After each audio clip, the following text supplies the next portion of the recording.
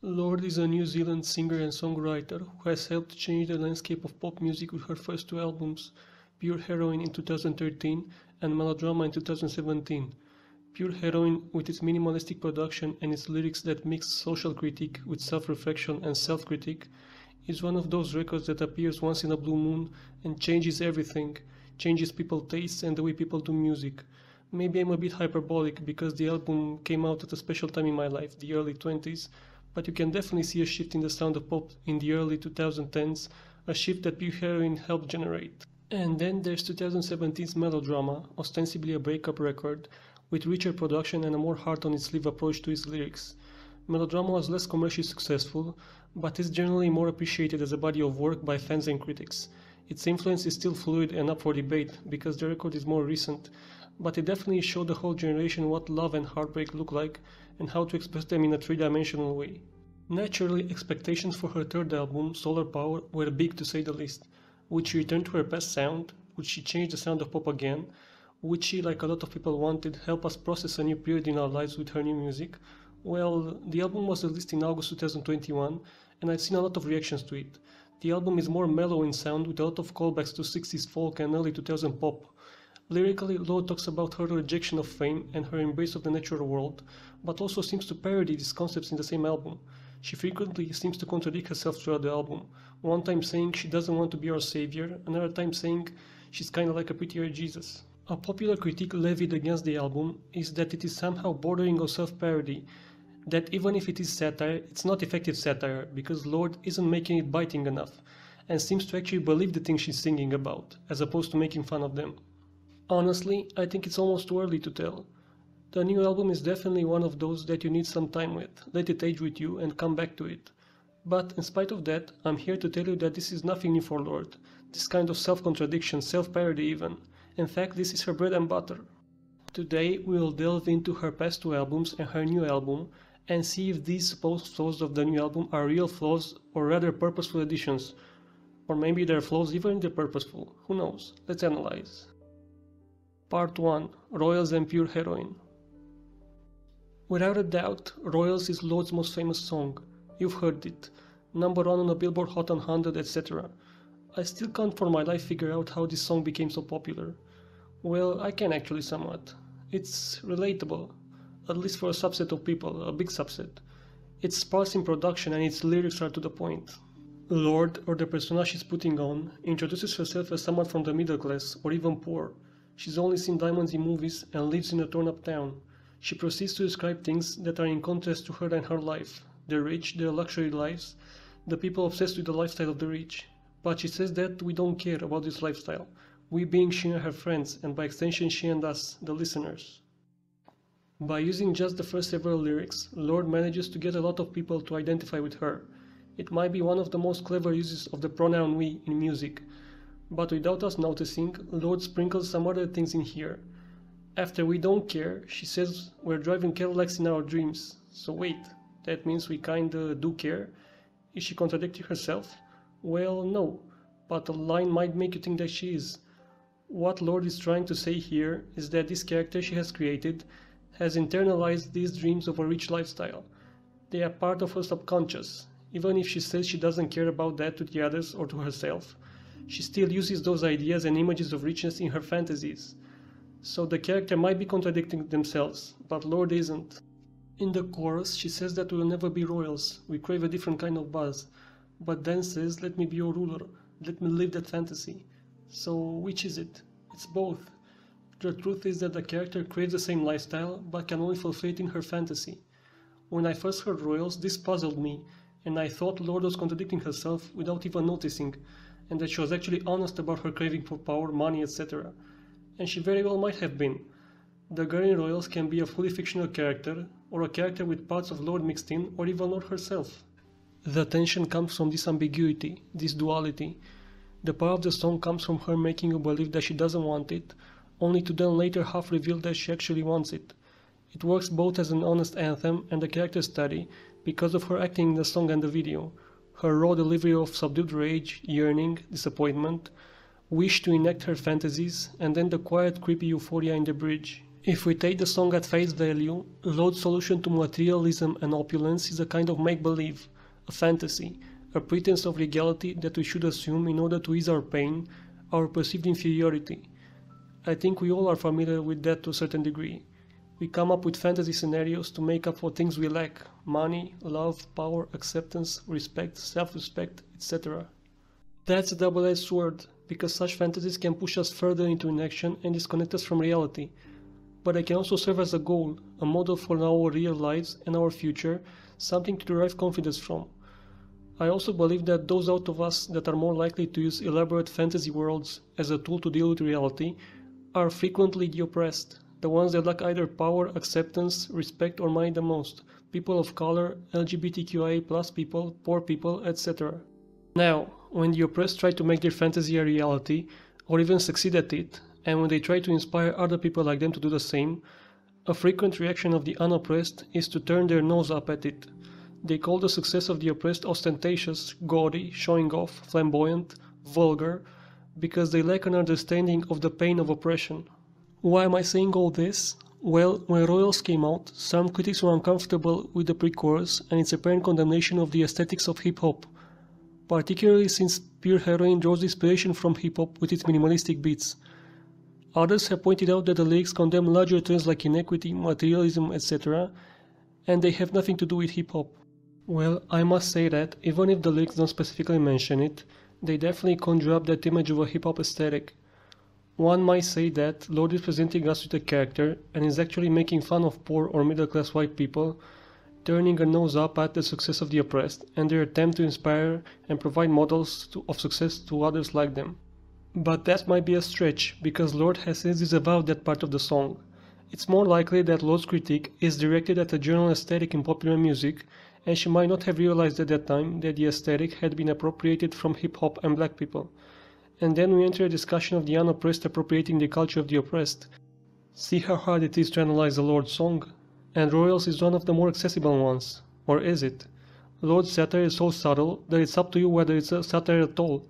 Of course, this ambiguity I've been talking about up to now cannot be applied for each and every situation or lyric, and it certainly cannot be used as an excuse for problematic ideas. But that doesn't mean we can disregard all ambiguity and subtlety from Lorde's music. They are still there, all over Pure Heroine. Even if you ignore Royals, the album is full of these kind of ambiguities and combinations of satire with honest confession. In Tennis Court, Lorde candidly tells us about her struggles with the newfound fame, how having fun and being the same as her friends is harder now, and also provides a wider critique of shallowness, facades, and the personas we assume in society. But in the bridge, she herself assumes a new persona, which seems to enjoy the roleplay of fame, telling us that she'll fall apart with all her heart, and we can watch from the window. Then she chuckles.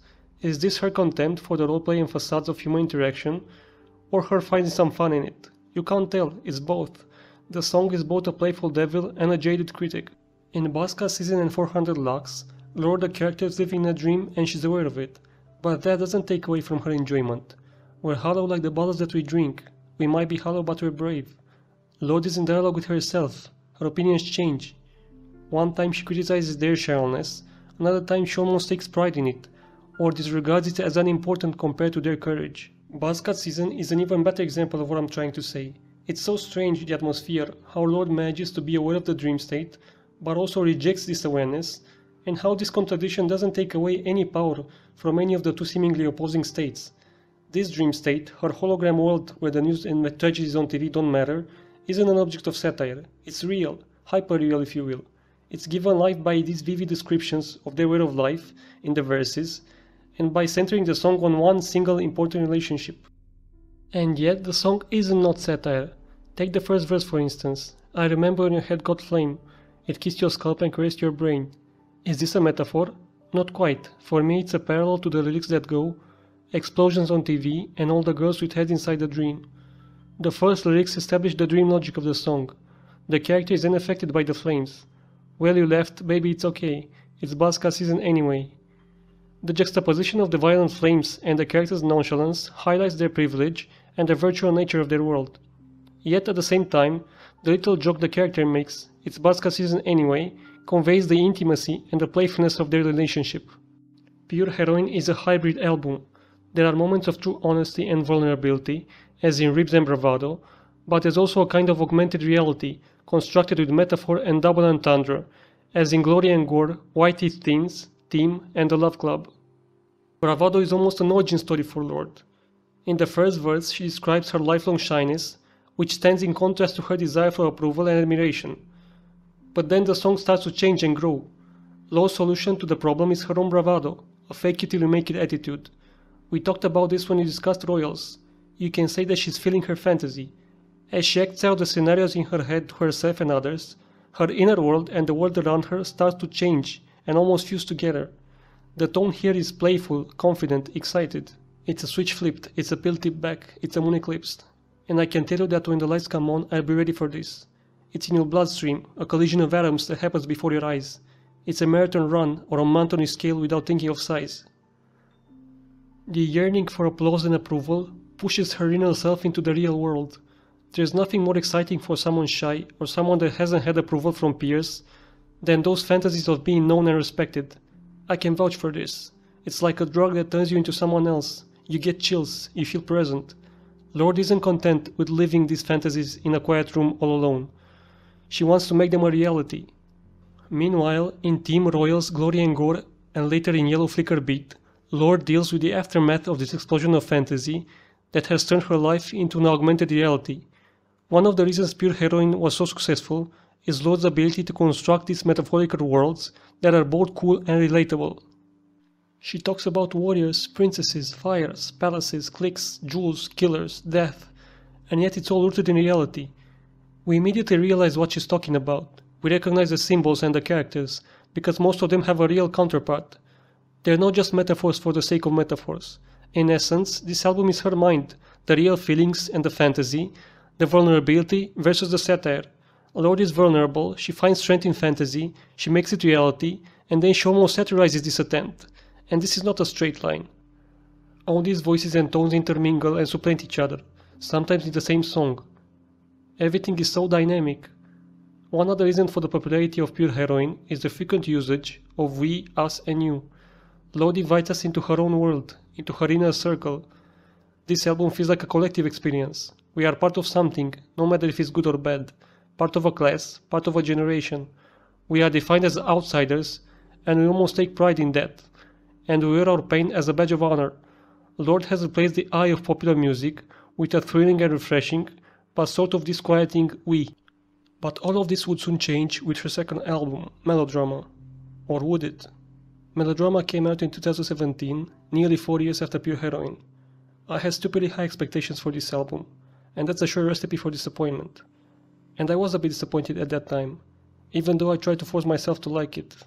You just can't tell how you feel about something that's so close to you. It's like you have a stake in it. I had been expecting another Pure Heroine, but the new sound, the focus on a relationship, it just seemed like she was going towards the mainstream, and not stroking my hipster ego anymore. To be honest, I didn't start fully appreciating Melodrama until Solar Power came out.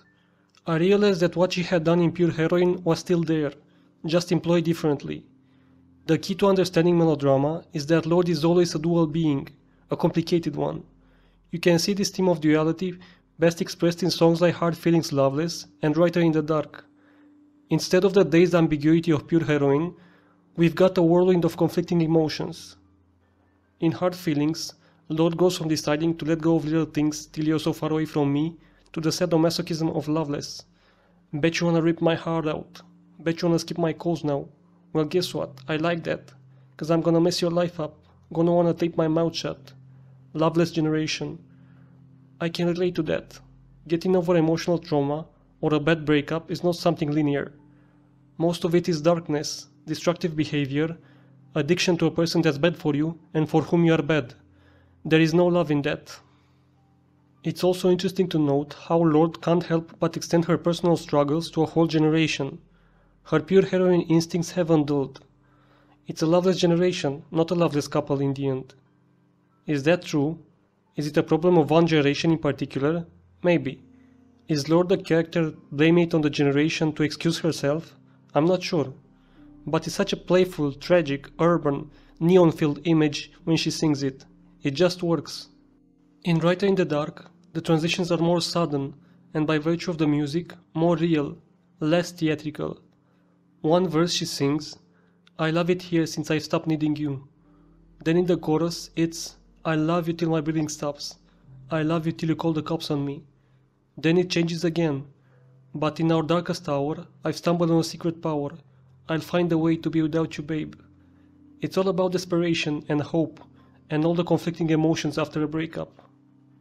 It's very interesting how Lorde's threats to her lover are related to her art. Bet you rue the day you kissed a writer in the dark. Now she's gonna play and sing and lock you in her heart. Have her threats materialized as the song itself? Maybe. What makes Melodrama a dynamic project is its variety. In Homemade Dynamite, Sober and Louvre, everything is playful and euphoric. The party is just starting, the rush of new beginnings. But still there are hints of what's to come. For example, the innocent lies and assumptions, the playful violence of Homemade Dynamite. The most apparent and fascinating thing in this part of the album is the mix of euphoria and awareness. Lorde strikes me as a thinker. Even in the midst of euphoria, she's always half aware of the negative outcomes that might result. Still, she can't help but continue. She's both fully euphoric and fully laughing at her state, and this is best seen in the verse, might get your friend to drive, but he can hardly see.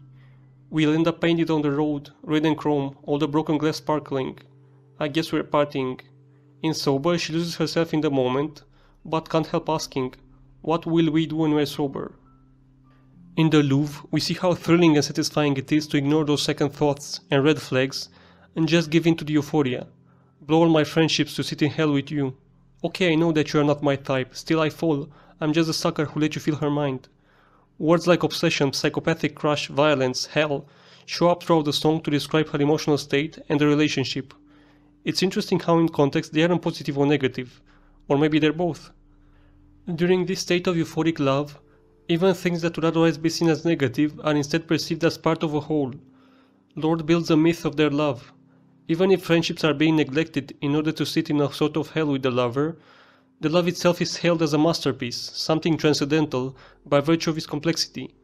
But we're the greatest, they'll hang us in the Louvre. Down the back, but who cares, still the Louvre. It's sort of like Lorde is already half aware that these strong feelings will be a part of her art in the future. Can you hear the violence? Megaphone to my chest, broadcast the boom boom boom and make them all dance to it. Next are what I consider to be the crown jewels of Melodrama, Sober 2 and Liability Reprise. Conceptually, Sober 2 Melodrama is the end of the party started in Sober. It begins with a sudden answer to the last lyrics of Sober. Can you feel it? You asked if I was feeling it, I'm psycho high.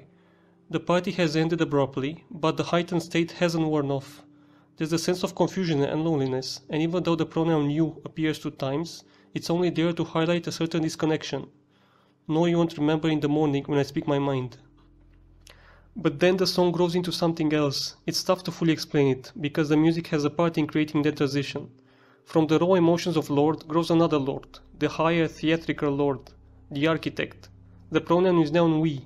We told you this was Melodrama. From here on, everything she talks about is sort of dual, as is the instrumental. It's an attempt to make sense of the things that have happened, the party, the love, the euphoria, but it isn't rational. She talks about the terror and the horror, and all the glamour and the trauma and the freaking melodrama, all the gunfights and the limelights and the holy sick divine nights. Everything is dramatized, enlarged and mythologized. The instrumental becomes rich, spatial, intimidating. This section can be interpreted in a lot of different ways. Is it the mind of someone in love subconsciously over-dramatizing real events? The mind of the artist where real events take on cosmic, divine dimensions? Lorde is aware that all of this will become art, that we'll talk about it. She sings, they'll talk about us, all the lovers, how we kiss and kill each other. They'll talk about us and discover how we kissed and killed each other. The voices of the masses become a character. Does Lorde know that other people, fans, newspapers, will take her life and turn it into a melodrama? Or is this about her reveling in the knowledge that, through her art, everything that has happened, no matter if good or bad, will become immortal, dramatic, divine? We told you this was melodrama. You wanted something that we offered. The we used here is also very ambiguous. She might be using the royal we from Pure Heroine to signify that this isn't Lorde the character talking, the Lorde of that moment in time, but the higher Lorde, the architect, the theater master. Is she then trying to justify the album to us? Melodrama was a major change for Lorde, from the sparse intellectual tones of Pure Heroine to the new emotional pop-infused melodramatic sound. That's why this part of Sober 2 and the title of the album itself, Melodrama, feel like the intellectual cool-headed part of Lorde telling us she's aware of how the change may be perceived from outside. It's such a Lorde move to step out of her own perspective. It gives the song dimension. This, along with the playful delivery and the instrumental, make the song alien, nocturnal, almost like a journey to the universe. There's also the possibility that the We is about her and her lover and their friends, the partygoers, that have directly or indirectly influenced her life and the album. She considers everything that has happened, no matter if good or bad, and everyone that has participated in it as part of the spectacle. Of course, we also have to consider the ironic facet of these lyrics. When she says our only wish is melodrama, you can't help but think that this is code for, is this who we really are? Is it worth it? After Sober 2, the album steps away from the theatrical and veers towards the raw. Supercut is all about nostalgia, how the bad moments of a relationship are edited out by the mind in retrospect. But the song isn't that simple. There are genuine moments of yearning, desperate longing, contrasted by the chorus where she tries to tell herself that it's all just a supercut. The song is dynamic because of this, like a fight inside her mind. The lyric "In my head I do everything right" ties it all together so perfectly. It's about how her mind simply doesn't have the tools to reject that nostalgia yet, even if she tries to keep herself in check. I myself have also been in that dark place after a breakup, where the mind automatically chooses nostalgia, because anything else would be too painful. Liability Reprise is to liability what Sober 2 is to Sober, a different perspective. Interestingly, it's also pretty similar to Sober 2, except more stripped down and more grounded, less theatrical. The best part of Liability Reprise is the delivery. In the verse part, she's still trying to cling to the relationship. Maybe all this is the party. Maybe we just do it violently. This image is so beautiful and heartbreaking, so vulnerable. It's the same thing we've talked about, when you love someone so much that even the bad things become a part of your story together. You bend reality to forgive them, and then, all of the stuff that we harbor makes all of the kids in the choir sing woohoo. There's still this bitter humor to all of this. How the audience are just some kids in a choir seeing her life and art on display. The last lyrics of Liability Reprise turn liability on its head. It's virtually just one lyric, but you're not what you thought you were. It's up for debate whether she's talking to herself or her former partner, but the meaning is the same. Seeing through illusions. Seeing through the illusions the partner had of themselves, they're not as good as they thought they were, or seeing through the illusions she had of herself. She's better than she thought she was, not a liability. It might even be addressed to the illusion of the partner in her own mind. Either way, this is a self-assertion, probably the single most important step in getting over something toxic. When she says leave, it's the last part of this exorcism, an order to the ghost of nostalgia. Perfect Places, the album closer, is all about the empty excess that comes after a tumultuous period in one's life, and especially after a shattering of illusions. Keeping that in mind, the following lyrics stand out. All of our heroes fading. Now I can't stand to be alone. Everything is strange after your first love. It's like you've been thrown out of heaven, or lifted up from hell. Either way, the effect is the same. You're not feeling as much anymore. The people you've loved and hated or idolized lose their power over you. They're fading. Your fantasies and ways of coping aren't as effective as they were. So you try to fill this gap of feeling with partying and drinking. You're trying to stop thinking, get lost, find the perfect place. But it isn't really working, since you can't stop thinking. What the hell are perfect places anyway? You can't recreate that confusion and euphoria of falling in love for the first time. It's a problem I've struggled with myself. What do you do after your childhood illusions have been shattered? Do you create new illusions, new heroes, new gods? Or do you vouch to always live by the truth? Can there be a middle way? I don't know. Maybe Solar Power will address these matters. When it comes to her first two albums, I still prefer Pure Heroine over Melodrama if I take into account everything, from lyrics to songwriting and production. I like Melodrama now much more than I used to, but there are parts of it, although not many, that don't work for me. Still, they are both successful in what they try to achieve. They are multi-dimensional works in which narrative voices intermingle. Satire and honesty coexist. The satire has a soul and the honesty has an edge to it. Ambiguity is what Lorde does best. But now let's see if all this complexity has migrated to Solar Power. Solar Power, Lorde's third album, came out last year in August. Its reception has been divisive. That's new territory for Lorde, since her first two projects have been almost unanimously acclaimed. The main points of criticism I've seen are the following. 1. Lorde has become unrelatable, and solar power is tone deaf in its happiness, considering what people are going through right now. 2. The satire element in the album is too ambiguous. You can't tell if it's satire or not, so what's the point? 3. The production is too underpowered and doesn't add much to the experience. I'm sure people have expressed other points of criticism over the internet, but I haven't read all the reviews, so take it with a grain of salt. Also, I'm not necessarily going to approve or disprove the criticism, but I think it's good to keep it in mind while we analyze the album. Let's go to the beginning of Solar Power, the path, since some of its motifs reappear throughout the album. What sticks out here is the apparent simplicity of the lyrics. While there are examples of metaphors being used, it's much rarer than in previous works. There's a tendency to forgo ambiguity and instead create vivid descriptions, images, or simply recount events as they happened. This can be seen in a lot of the verses on the album. Keep that in mind because it will come up later. For the choruses on the album, there's a tendency to address the listener and give advice. In the case of the path, the advice is that you shouldn't consider Lorde to be a savior or a healer of your pain. It's interesting how the path's chorus connects to the end of Melodrama, when she says, "'Cause we are all broken and sad, where are the dreams that we had?" We are reminded of perfect places with its shattering of illusions and the fading heroes. At the end, we are told that there's a possibility that the sun will show us the path. Will that be the answer to the question at the end of Melodrama? What to do when your dreams and illusions have been shattered? We'll see. The next track, Solar Power, keeps the lyrical straightforwardness, but fundamentally changes the mood. It's an 80-degree shift from the hopeful desperation of the path's last lyrics. In fact, the entire track seems to be designed as an antithesis to the path. Lorde is in the moment, carefree. She playfully embraces her role as a savior. "Come on, come on, I'll tell you my secrets. I'm kinda like a prettier Jesus." What are we to make of this? This was the first single of the album, and people's jaws dropped when it came out.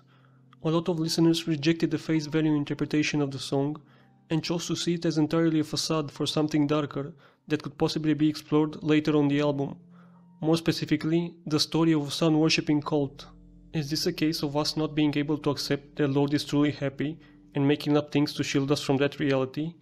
There's a famous quote from Tolstoy's Anna Karenina that goes like this: "Happy families are all alike.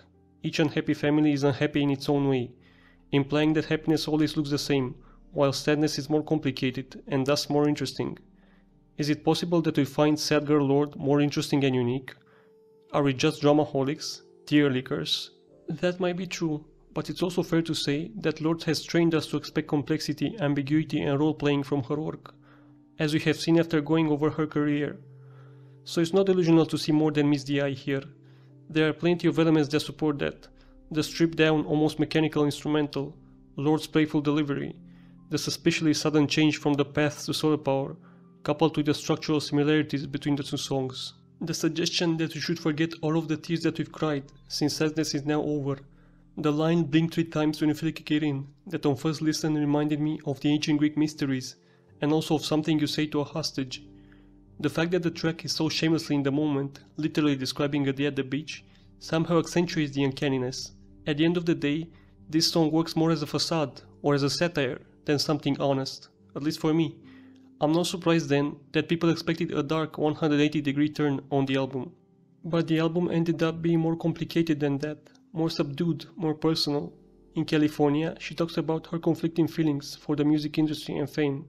The song is mellow and simple in structure. The focus is on the lyrics and the images they create. However, the true potential of the song is only achieved in the second verse, when the instrumental and backing vocals come in to accentuate the meaning of the lyrics. "Now my hometown, sunbathing, my girlfriends, my baby, but every time I smell tequila, the garden grows up in my mind again." Images that would have been trite otherwise are lifted by the backing vocals and given a dreamy melancholic quality.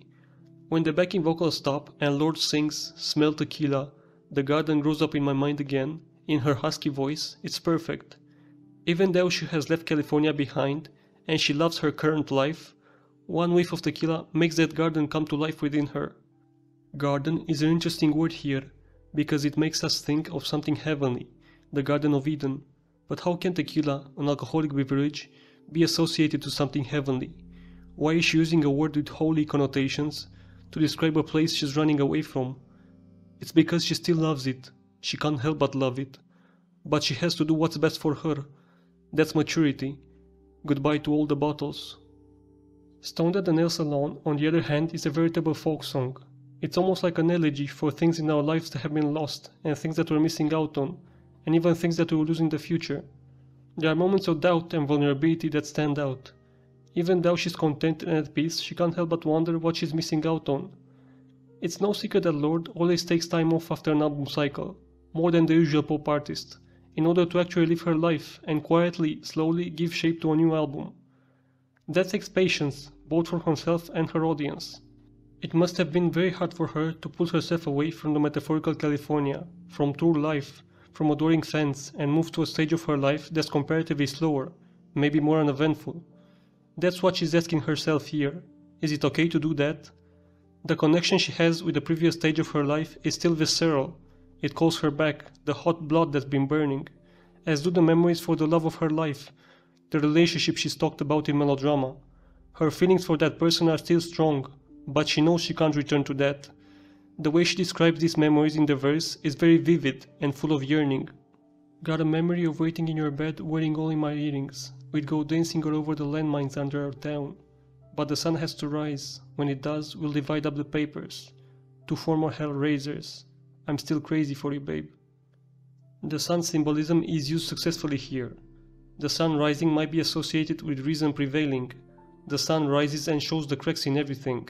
It shows dangers and destructive behavior, landmines, that were once ignored because of innocence and thrill. She's determined to move away from that. Well, my heart's blood been burning for so many summers now. It's time to cool it down, wherever that leads.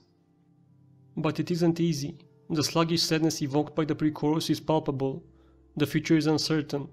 Nonetheless, in the chorus, she attempts to raise beyond her individual experience and reach for general truths. 'Cause all the beautiful girls, they will fade like the roses, and all the times they will change, it'll all come around. 'Cause all the music you loved at 16, you'll grow out of, and all the times they will change, it'll all come around. Spend all the evenings you can with the people who raised you, 'cause all the times they will change, it'll all come around. Everything here, from the sound of her voice to the lyrics, is reminiscent of 60s folk. Beach fires, arms waving in the air, the ruminations on time and change, the advice. But then her train of thought is interrupted, and the illusion collapses. I don't know, maybe I'm just stoned at the nail salon. Maybe I'm just stoned at the nail salon again. This is a very Lorde thing to do, these seemingly contradictory shifts. It highlights how the song is just a moment in time, with the mind passing from one emotion to another, a stream of consciousness. The song is more about feelings and hunches than ideas.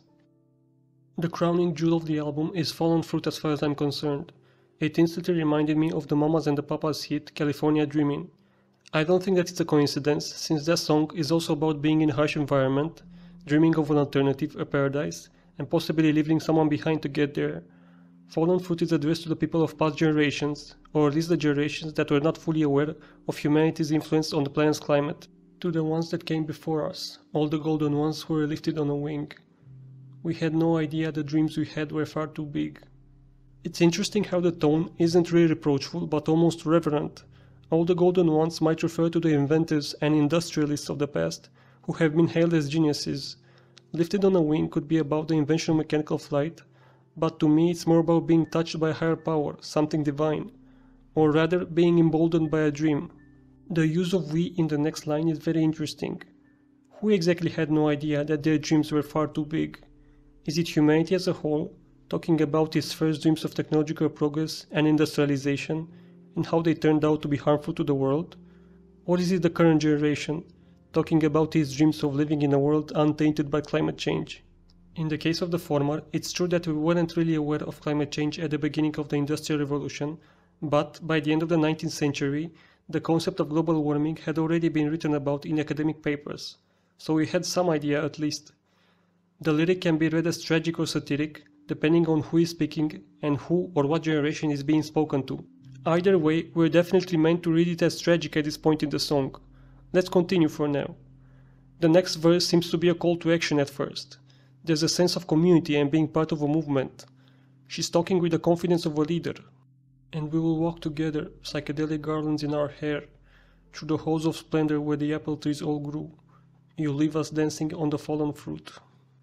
But it's still a lament, not a call to action. The scene isn't focused on the people, but on the broken paradise they've inherited. There's another mention of a divine garden or orchard. We've seen that in California. Apple trees are mentioned, which calls to mind the forbidden fruit that offered Adam and Eve the knowledge of good and evil. This ties in with the idea of dreams at the beginning of the song. We had no idea the dreams we had were far too big, but now we do. We've taken a bite out of the apple. We've got no excuses now, and yet we still do harmful things, even though we should know better. Then we see the theme of being left behind. The past generations only thought of the present and how to make it a paradise for themselves. The effects of their transgression are felt by the following generations. Then comes the bridge, the most important part of this song, and maybe the whole album. From the Nissan, to the Phantom, to the plane. We'll disappear in the cover of the rain.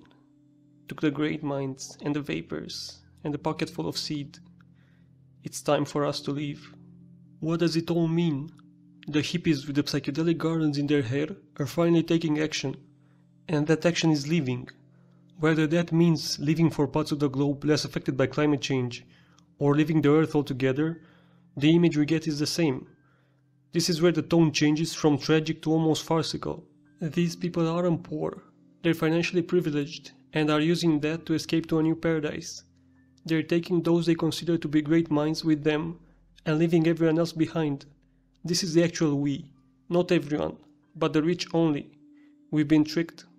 They decide to leave because it's just easier for them. They can't deal with the fact that the world they've inherited isn't perfect and needs fixing. How can I love what I know I am gonna lose? Don't make me choose the fallen fruit.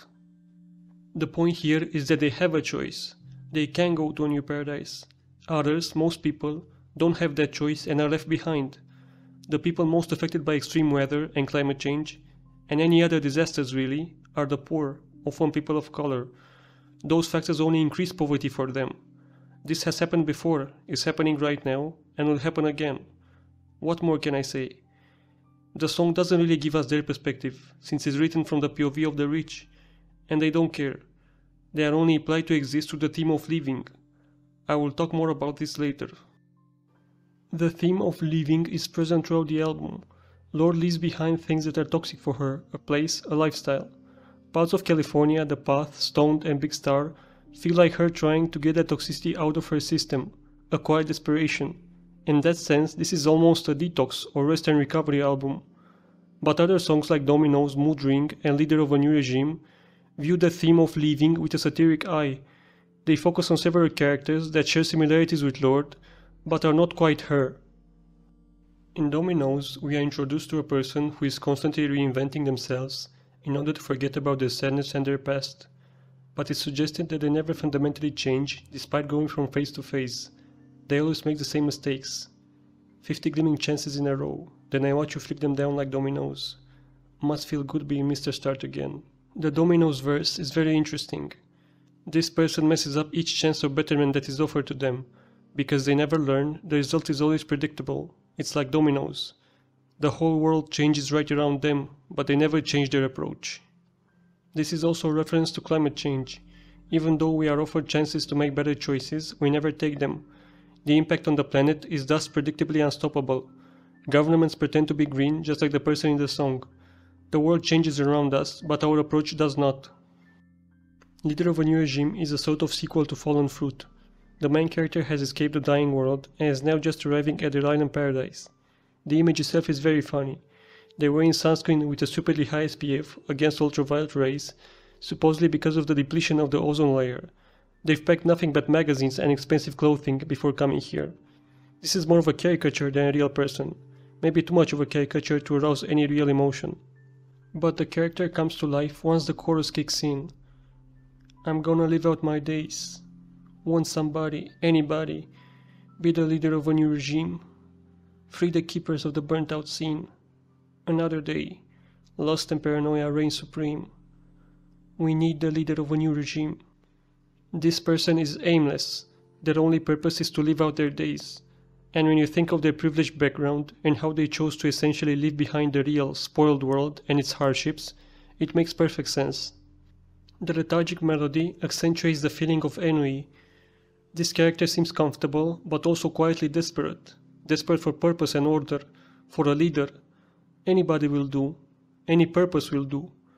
This is the type of thinking and the type of social context that lead to dictatorships. This character and the ones from Domino's, Fallen Fruit and Mood Ring are quite the same. Always going from phase to phase and place to place after sucking each one dry, always looking for simple solutions, but never within. Mood Ring is essentially about someone searching for meaning. They can't find it in the world is actively letting them down. Instead they try to find it through these little rituals that are supposed to connect you to your spiritual side, or lead to enlightenment. Burning sage, crystal healing, yoga, meditation, etc. But that doesn't make them feel alive, so they go somewhere eastern to feel something. This solution will probably fail too. They will then go to another place, any place will do. They're always looking for a new phase, a change of scenery, a new world. Everything is deliberately vague here. This person does not know the cause of their sadness. They don't fully understand the practices they're performing and the places they want to visit from a cultural and historical perspective. Everything is only skin deep. Because of this, the song is both tragic and a satire. I've seen a lot of people complain that Mood Ring is a more obvious of a satire. Lorde had to officially come out and confirm it, which is very sad. It seems that we're increasingly asking the media we consume to be simple. We want each thing to be straightforward and one genre. This is very detrimental to artists like Lorde, who, as we have seen in this video, thrive on complexity and ambiguity. If you ask me, Mood Ring is actually too much of a satire. Lorde feels the need to explicitly tell us several times that she's not the one talking. The character is blonde and she's part of the Pluto in Scorpio generation, which ended in 1995, while Lorde was born in 1996. Today it's as dark as my roots, if I ever let them grow out. Moreover, when she says, "I'm trying to get well from the inside," plants and celebrity news, all the vitamins I consume. The satire is once again a bit too on the nose. No one actually thinks that reading celebrity news is good for them. At most we do it without thinking, it's a guilty pleasure. We catch a glimpse of the satirist here. There are songs by Lorde that are so committed to ambiguity that they somehow work both as satire and as straightforward pieces at the same time. The tension between these two dimensions makes the songs interesting. Mood Ring is maybe not quite there. Just as she does on the rest of the album, Lorde chooses a subdued approach. I'd call the melody of Mood Ring impartial, in the sense that it can read as either satiric or truly vulnerable. But both of those meanings are sort of hidden behind and dampened by this late 90s, early 2000s Viva Forever type sound. This stylistic choice is definitely deliberate and probably meant to evoke the feelings of burnout and numbness, but also to suggest that this is a playful Lorde putting on a persona, not her real self. The character's hope and desperation are both carried by the same breezy tune. Even though the song is very catchy, Lorde refrains from making it an anthem in the vein of Perfect Places. She doesn't want to glorify this character and their struggles, and instead uses the music to highlight the failure of their pursuits. Even the structure of the song is a bit mechanical. There are some odd pauses in the instrumental and a weird effect on her voice at some points, like when she says love and light and just right before the chorus. I think this is meant to enhance the creepy vibes and the satiric side of the song. Still, I can't help but fantasize about a Mood Ring with just a little more heart, a bit more forceful in its display of emotions, maybe even a bit more theatrical, and lastly, with a little more punch to its production. Maybe this would have enhanced the effect of both the satiric and the emotional side of the song, kinda like in Fallen Fruit. As it stands though, Mood Ring falls perfectly in line with the rest of Solar Power, an album which consistently goes for less rather than more, and is relatively straightforward in how it conveys meaning, maybe even deceptively so, in the sense that it makes frequent use of vivid description and a confessional style. She presents herself, the past and the present, in a clear, self-assured way. There is less recourse to that bombastic, reality-enhancing metaphor of past works. At the same time, the production is more subtle in its contribution to the songs. When this approach works, it really works. Just listen to the chorus of The Path. I just hope the sun will show us the path. And how the production and melody lift the lyrics and convey that mix of ecstasy and desperation.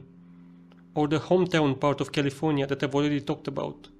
Or the very subtle effects and background vocals on Oceanic Feeling. Like when she goes, "See your silver chain levitate when you're kick flipping." Or in The Man with the Axe, the part where she goes, "I thought I was a genius, but now I'm 22. And it's starting to feel like all I know how to do is put on a suit and take it away, and a crowd noise is heard right after. Also, the key change at the end of the song is great. Despite all of this, there are places where the approach falls short. For example, the chorus of Solar Power is missing a bit of that something that the chorus of The Path has, the feeling of ecstasy. At other points, the choice of background sounds is a bit too on the nose, like when Lorde says, referring to her future daughter, "We should split the tab with her lover and laugh at the stars like her mother," and samples of her laughter are heard right after, or the breathe out, tune in vocals used at the end. It feels like she's trying to convey a feeling, but the approach is too literal.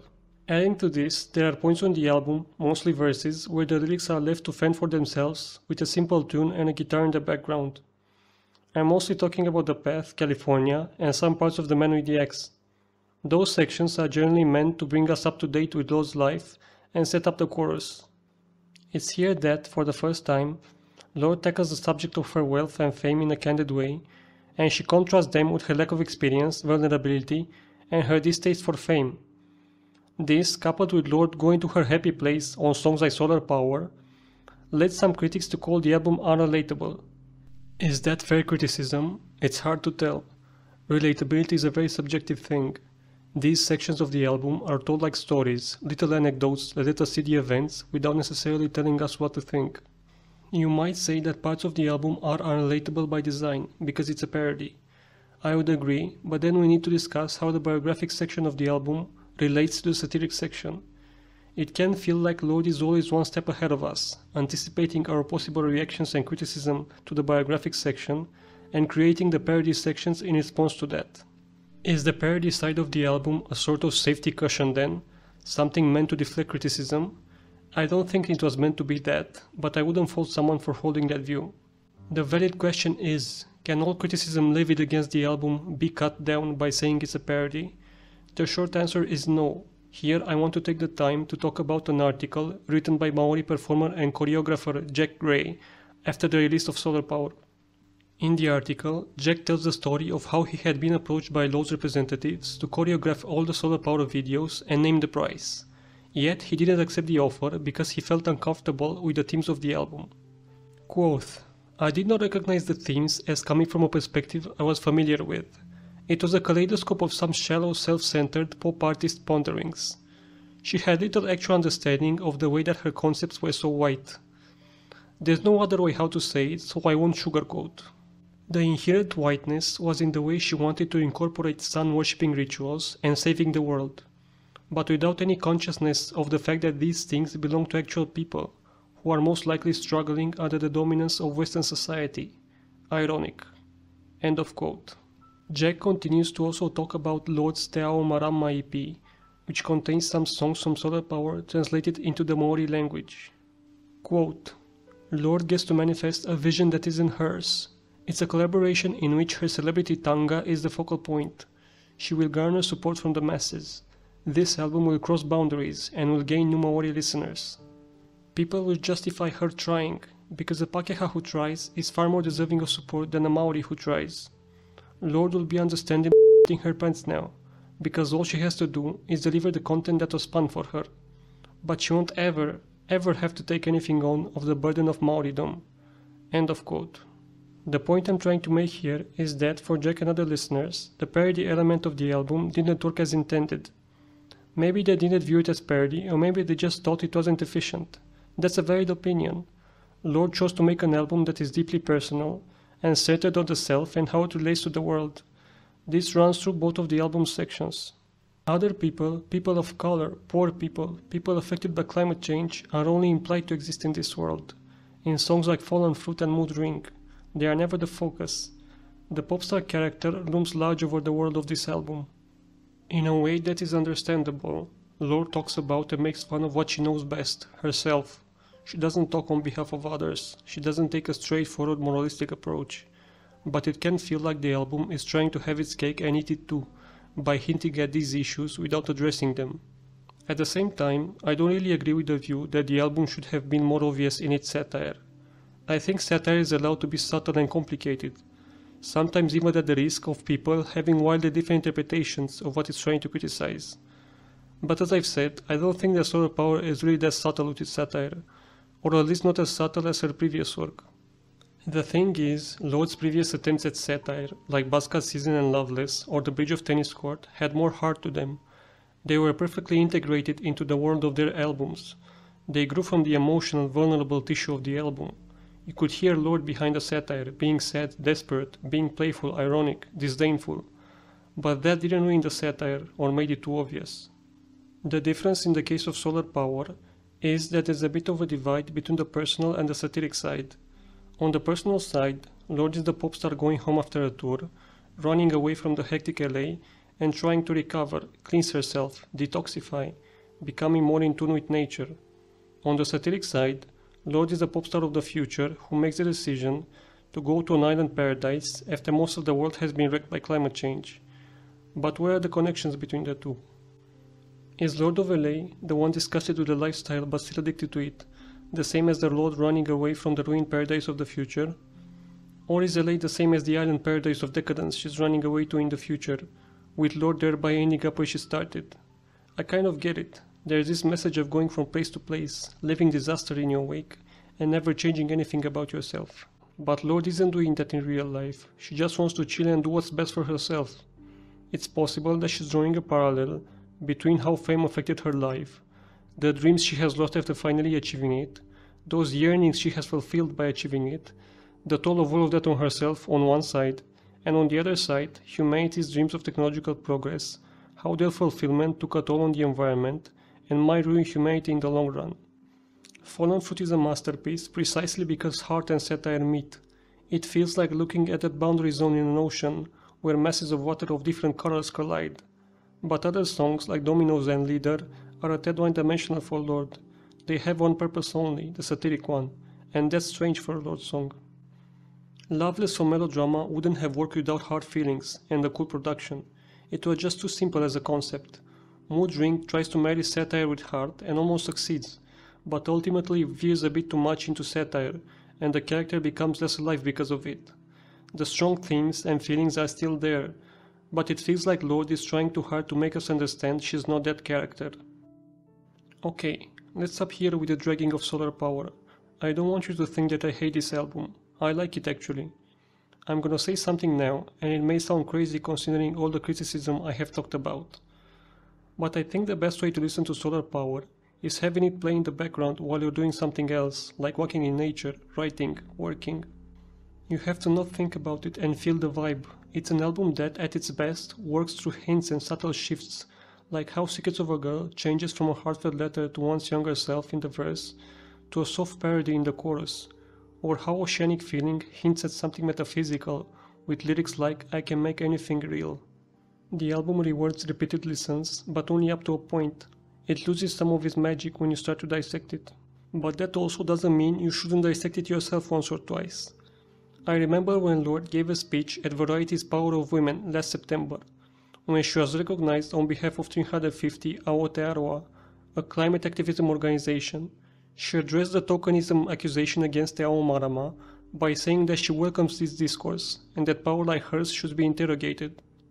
In the end, Solar Power is a flawed and ambitious album. It's made out of contrasts. It's ripe for discourse, and maybe that's a good thing. It's okay to have complicated feelings about it. It's okay to find parts of it unrelatable. It's those complicated feelings that have made me analyze the album. Has the sun actually shown me the path?